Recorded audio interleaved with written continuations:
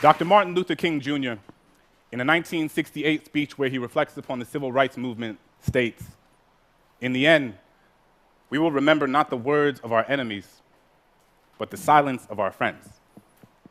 As a teacher, I've internalized this message. Every day, all around us, we see the consequences of silence manifest themselves in the form of discrimination, violence, genocide, and war. In the classroom, I challenge my students to explore the silences in their own lives through poetry.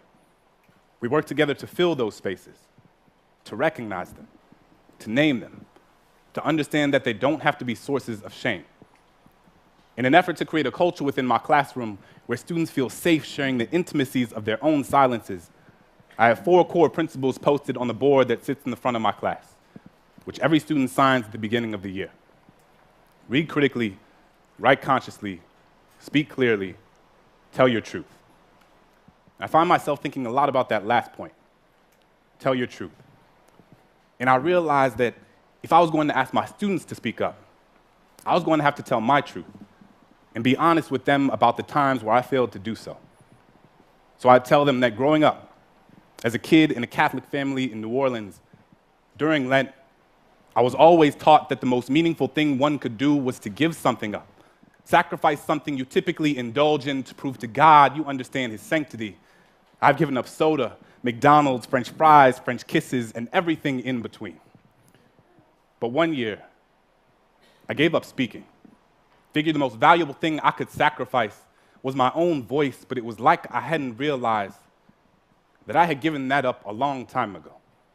I had spent so much of my life telling people the things they wanted to hear instead of the things they needed to, told myself I wasn't meant to be anyone's conscience because I still had to figure out being my own, so sometimes I just wouldn't say anything, appeasing ignorance with my silence, unaware that validation doesn't need words to endorse its existence. When Christian was beat up for being gay, I put my hands in my pocket and walked with my head down as if I didn't even notice. Couldn't use my locker for weeks because the bolt on the lock reminded me of the one I had put on my lips when the homeless man on the corner looked at me with eyes up, merely searching for an affirmation that he was worth seeing. I was more concerned with touching the screen of my Apple than actually feeding him one. When the woman at the fundraising gala said, "I'm so proud of you. It must be so hard teaching those poor, unintelligent kids," I bit my lip because apparently we needed her money more than my students needed their dignity. We spend so much time listening to the things people are saying that we rarely pay attention to the things they don't.